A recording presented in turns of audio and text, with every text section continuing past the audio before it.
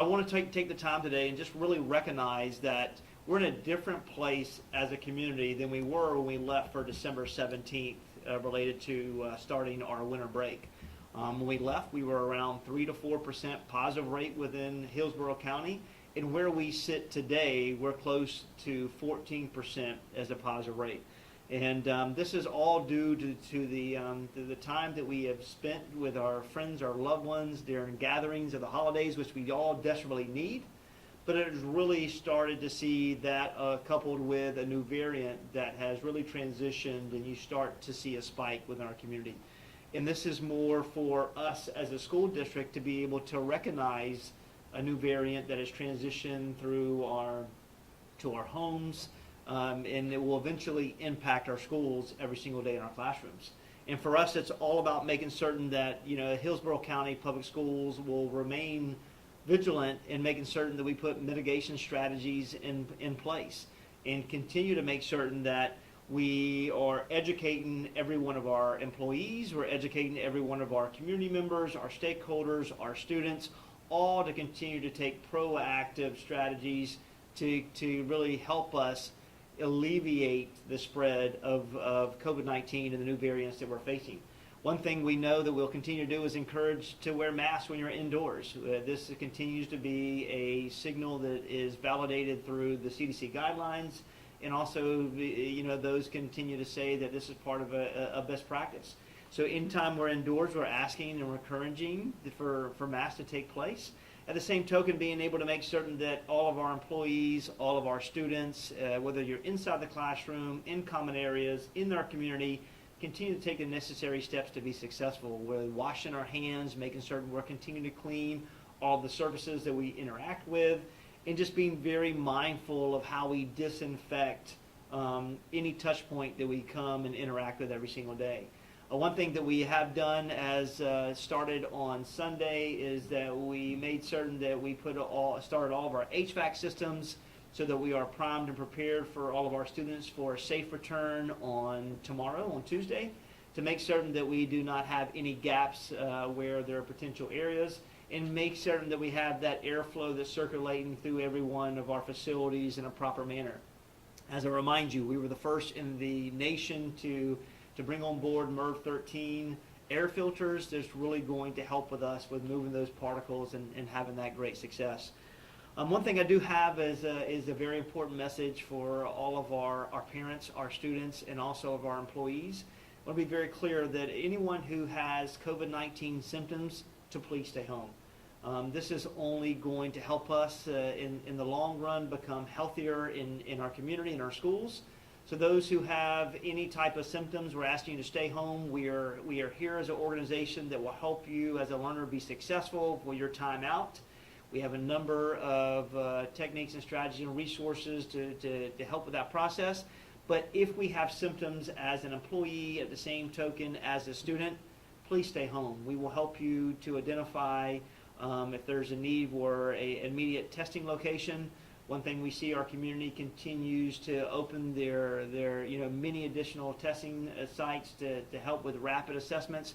From an employee perspective, we'll continue to partner with TGH and our local health providers to have rapid assessments for our employees. When you have 25,000 employees, one thing we want to do is for them to have a geographical location that's close to their home or their school that they can go if they have symptoms, so they can get that immediate response, so we know how we can continue to help them be successful and keep them in our classrooms to help children. There are some, we need to clarify what CDC guidelines are asking and requiring or recommending related to quarantining process. If a student is identified as a positive COVID-19 and is a positive assessment, the CDC guidelines identifies that individual can sit out for 5 days and come back to our school for 5 days with a mask. With House Bill 1B, we cannot implement the CDC guideline recommendation. So those individual students who are positive for COVID-19 will have to sit out in quarantine for 10 days, and at the same token not return until they have either a negative assessment or no longer assessment that confirms that they have COVID. We do have a number of home assessments that we can give families, those in need. Schools have them if they need them. We only have, we were given around 40,000 from the Department of Health, so schools have them. So a family in need, we're there to make sure we can close that gap. As it relates to teachers, we're going to implement the CDC guidelines because we can do that with adults and not with students related to adults. So if adult is positive and we send a communication out, I sent a communication out to the entire organization yesterday, just recognizing that if they are positive, they can have two options: to sit out for 10 days or they can sit out for 5 days, and after day 5 they can come back and wear a mask for 5 days consistently. That's going to allow us to be able to have our practitioners in front of children. We'll do it in a safe manner, and at the same token being able to make certain that we're able to fill the large number of vacancies that we're seeing in education, not only throughout the state but throughout the nation as well. As it relates to where we are for students who have to isolate during this time, because we know that the time off, we've had a lot of opportunity to attend gatherings with our family, friends, and loved ones. We continue to have PAPER, which is a 24/7 resource for students who are in grades 6 through 12. It is a 24 hour tutorial services to help our students continue to make certain their instructional momentum is seamless as they are as they're at our classrooms. And at the same token, we have a new initiative for elementary students as well, for those who are out from grades from kindergarten to fifth grade. Any of our students who are out have accessibility to two options. They can connect with teams on our website, and they have access to teachers in our core content area with math, literacy, and science, where they can meet and gain access to additional services. And if they do not have access to Wi-Fi or connectivity or to a laptop, we're asking our parents to reach out to the schools. We can try to help as much and often as we can. There's also a hotline for individuals in elementary that they can gain access to that information as well. And all this information can be accessed through Canvas, and we ask our parents to take advantage of these two types of scenarios so that we continue to have success. One thing we thank our community for in the Department of Health, and they have expanded the number of testing sites. We now have 2 new sites open. One is at Lee Davis Community Resource Center, as well as the Plant City Community Resource Center as well. You can find all this information at hillsborough.org/stay safe. And that will be able to identify additional testing sites and also vaccination sites. Our teachers, our staff, our leaders, our district staff, our practitioners, our board, they've been heroic for the last few years. They continue to be faced with challenges every time they turn around, and they continue to be able to make adjustments and strive to make certain that our children are offered a high quality, robust educational experience every single day in Hillsborough. One thing I will say is that we have dealt with COVID when it first arrived in January of 2020, and we opened up in a safe, social, successful manner. We have dealt with the Delta variant, and now we know we have a new variant in front of us. We will come out of this side of this process stronger, and we will continue to make certain that we support all of our students in this process, all of our caregivers, all of our community members, all of our employees, to make certain that we are successful. One thing I want to do is take a minute to highlight and say thank you to all of our health experts, our medical health experts that continue to go over and beyond to make certain that we create a safe community through vaccination opportunities and rapid assessment opportunities. And now we know that our young students at the age of 5 and up have availability for access to the vaccination. And then those students who are 16 years or older that has had the vaccination, they now have accessibility to a booster shot if they've had their vaccination for a period of 6 months. So vaccinations continue to be free of charge, and we ask those who feel most comfortable with it to put themselves in a situation to continue to help this community. This is a community effort where we can't do this in isolation as a school district. So we're asking our community members and our families, our loved ones, as you interact, whether it be at the home, at the dinner table, or anywhere within civic centers, is to make sure we take the proactive steps to create the safest environment possible.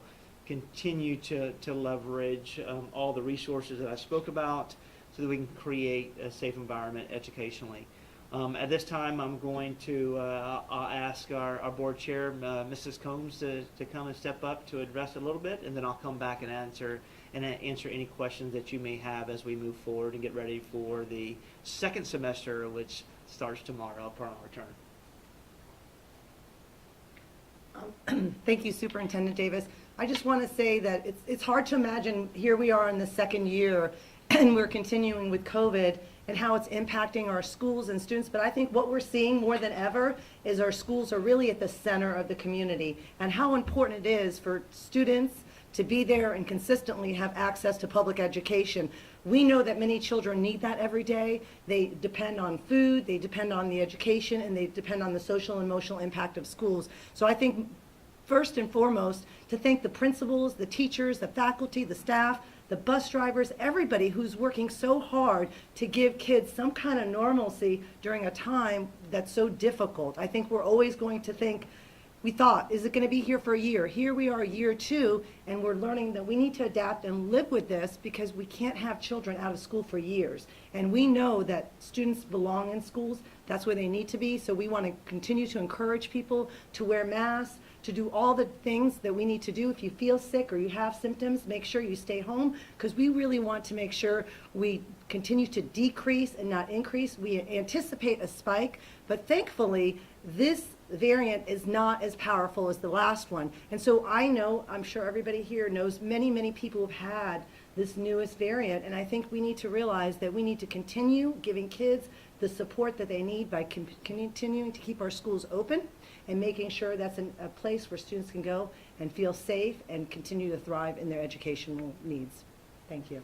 Thank you. Chair Combs. All right. Yes, sir. Superintendent Davis, let me just ask you to repeat Yeah. a couple of bullet points. Yes, sir. Number one, masks are encouraged but not mandated because of the state law. And secondly, That's correct. if someone feels symptomatic, a student, that Yes, is, sir.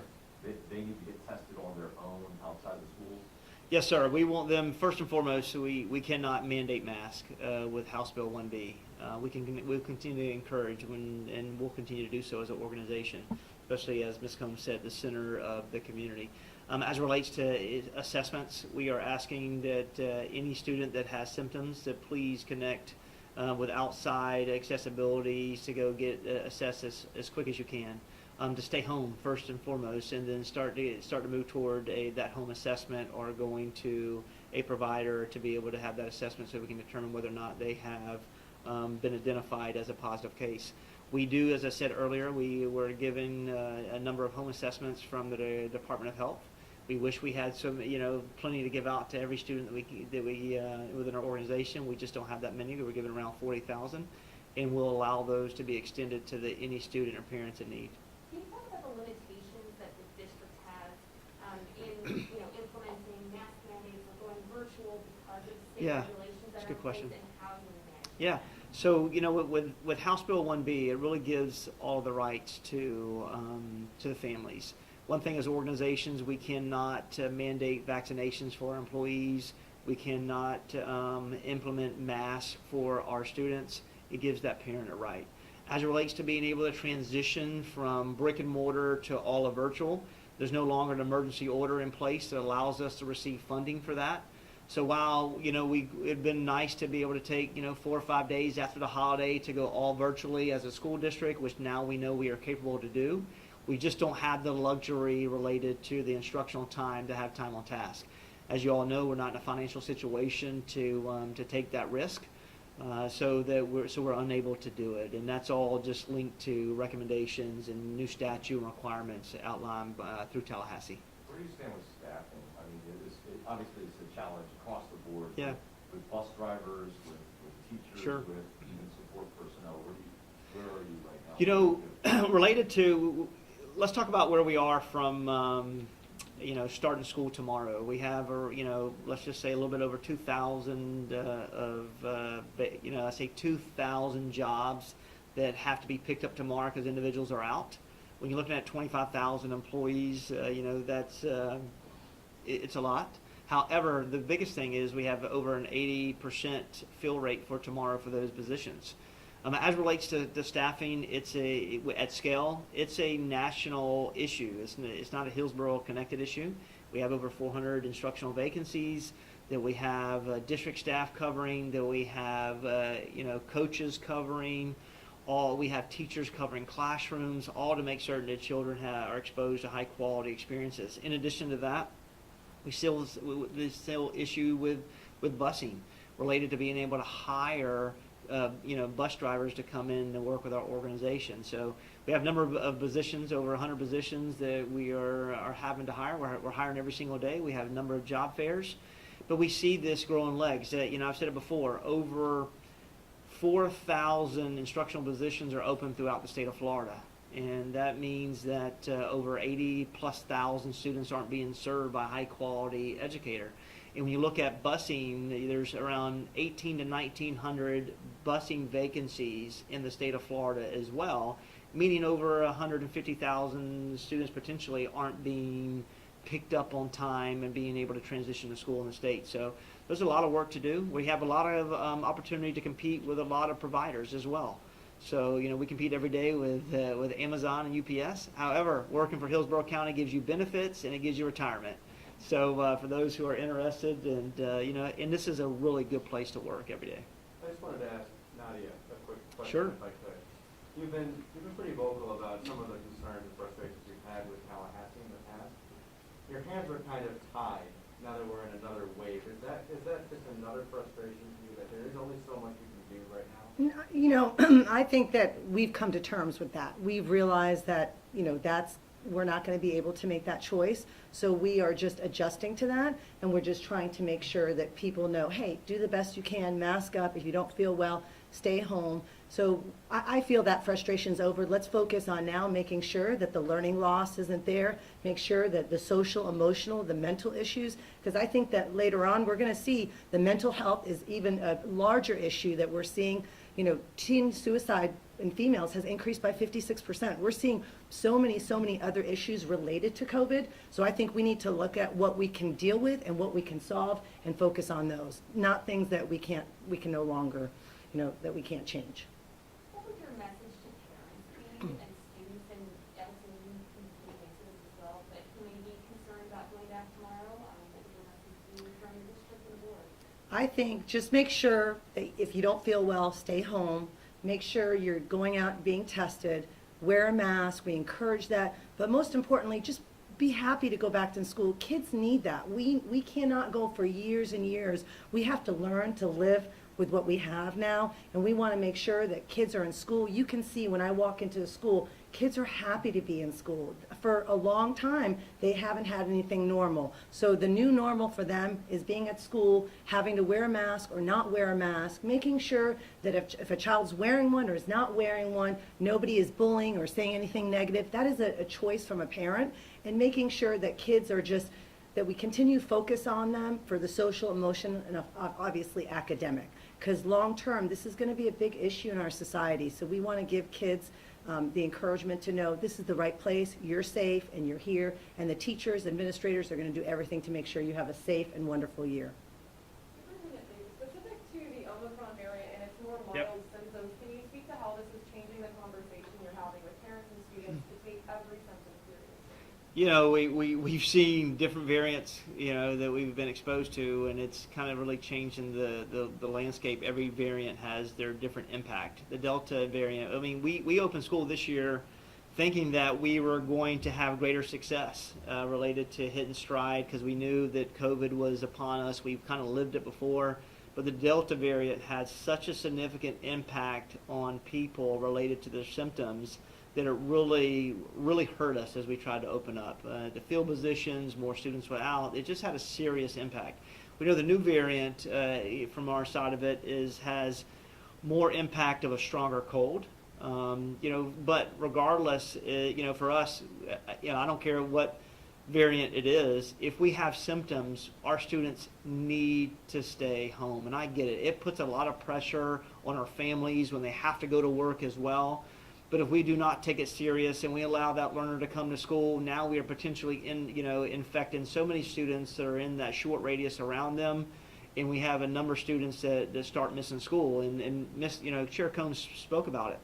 We have significant learning loss since of March 2020 when students left. We are trying to cut that down every single day, but it's a reality. We could potentially see with the influx of positions being open, the influx of quarantine students at the beginning of the year, we can see another slide academically, which is not okay. And I want this community to know that we're putting every strategy that we can in place to be able to eliminate learning loss, to be able to accelerate learning, and to how our students be able to meet grade level standards. But it's not, it's not going to happen, at a flip of a switch. It's going to have to be systemic. We're going to have a robust summer school offering that we did last year once again to be able to help our students have that confidence to be successful every single day. And back to the question that we asked related to our parents who may have reluctancy for sending our students back. Hillsborough County has proven success to be able to open our doors and educate our children every single day in a successful manner. And we'll continue to do that. And that's hats off to every employee in this entire organization. They've identified students that have symptoms. We have COVID leads in every one of our schools. We put sanitation stations. Our operations team is putting all the resources that our students need to be able to help combat that, and our teachers being able to be mindful about their student interactions within those classrooms. So we've done it in a successful manner. We'll continue to do it. The biggest thing is we've got to just be mindful of what's going on in the community to help us in the schools, so we can continue to keep our doors open, to continue to keep students in our classrooms every single day so we can educate them and help them reach and obtain success.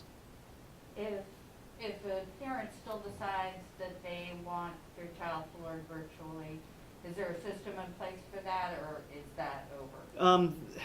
Our window is recently closed for the second semester, but we'll take in consideration if there's a parent that really needs their learner to be in a virtual setting, then we'll open those. We'll work with that family immediately. The problem is we got to make certain that learner is in good academic standings, because transition into virtual, it's not easy. I can tell you, my daughter this year, because of her medical situation, transitioned from brick and mortar to transition to virtual, and it's just a different game. So she's having great successes, but she also has her challenges as well. So we've got to make certain that we interact with every family on a case-by-case basis and make certain that they have the resources, the skill, the concentration, the focus, and the organization to be able to take that on. But we'll work with our families every day. Is virtual available to the kids that are in quarantine? Virtual is not available for quarantine because you have to open up from it's semester based. So, but going through paper, the 24/7 tutorial that we have to continue the instruction momentum for 6 to 12, and also offering Teams virtual tutorials for elementary, we have that available, and we're the first in the state to do both of those. It's been great successes as well. Thank you. All right, thank you. Thank